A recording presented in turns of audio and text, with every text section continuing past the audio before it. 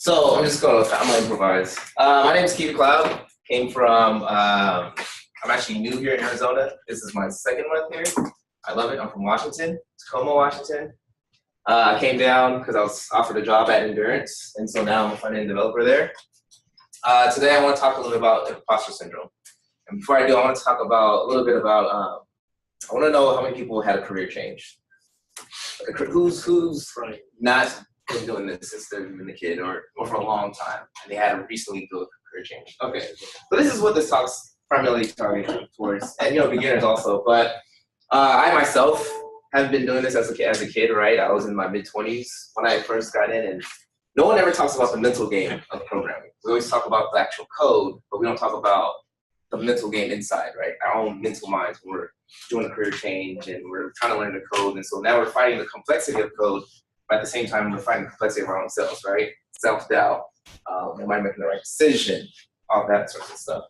So, oh, there we go. There we go. So, yeah, I saw this already, but how many of us feel like this at work or just when we're programming? In general, right? Like, I have no idea what the hell I'm doing, but I'm getting paid, so this is cool, right? And so I want to talk about imposter syndrome because it's a good thing. You're always going to face imposter syndrome in your whole career. Like, I've been doing this about 5 or 6 years now, and I still feel like I don't know what I'm doing. I still feel like there's times where I'm just like, how did I even get here? Why are they, oh, they're still paying me. This must be a good thing. We're going to talk about why you feel like that and how you can actually use that to for your benefit. So there's this weird thing when I've been developing and I talk to other developers just starting, we minimize the difficulty of code, right? So if I was like, hey, you have to fight this guy in 6 months and you have to train, how would you feel? You'll know that's difficult, right? You'll say I have to get in shape, I have to start training. But why is it that when it comes to code, we minimize the difficulty? If we don't understand something right away, we immediately start negative talking ourselves, right? Like, I'm never going to get this. This is hard. Why, like, I should have started this when I was a kid. And then we start comparing ourselves to other people, right? Like, I work with Ryan. Ryan's been doing this since he was 13. Absolute genius. I will never compare myself to him because we're on different tracks, right?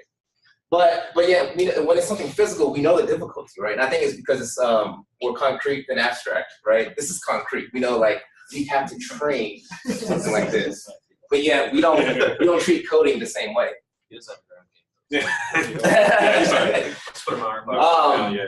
So when I started thinking as code as less as a job or less as just a thing to do and more as a craft and more of an art form, it started putting things in more perspective, right? So this is just a haiku in Ruby, and it's at ruby.haiku.ruby. They do like poems in the code, so it's actually kind of cool. But when you start thinking about code as a craft or anything like playing the piano, you would never expect yourself to master that in 6 months or a year, right? But when we think of code and we're out here and we're grinding and we're trying to get a job or whatever, we are hard on our own selves. We're like, I have to master this in three months, right? I have to learn the language and master every paradigm and be absolutely amazing in 3 months. And it's absolutely ridiculous. It's very unreal and unreasonable. And a lot of people who were going through career changes was probably going through something like this, right? You have your future, you have your career, you have your family, your health, savings, security, and that adds more complexity to you getting a job or working towards your first entry level position or learning a language while you have a lot of this going on. And one of the most important things when you're going through something like this is always remember the why. Like, why did you make that career change, right? You do it for your family. How many of us had kids? We had the career change, right? Tough, right? Like, you had to, going through that change, you're like, I have to do this for my family, or I have to do this for my kids, or I have to do this for my dog. Like, I didn't have any kids at the time, but I had a dog, and I love her as my daughter. And so, why is one of the biggest things that will keep you going. You remember stuff like this, and you're like, oh, I know why. So I grew up in Tacoma. I grew up, poor. We had welfare, the whole thing. And I didn't want to work, I used to paint houses, and I used to work at the post office. I didn't want to do that for the rest of my life, for like a third of what I do now, right? And I don't know if you grew up broke, it sucks, right? I mean, waiting till payday to get gas, stuff like that. You know, and I don't have to do that anymore. I can full tank, right? Pump A, full tank, please. No more nickel and diamond, right? Like I don't even look at the gas thing anymore. I just leave it. You know how you leave the little thing right there? Just push it. I wait for the click. That's it. I don't even look at it. I just put it away. I'm walking in. I'm doing $3. That's right, right? Putting in $10 the next payday. Like I was tired of doing that, and I was working hard.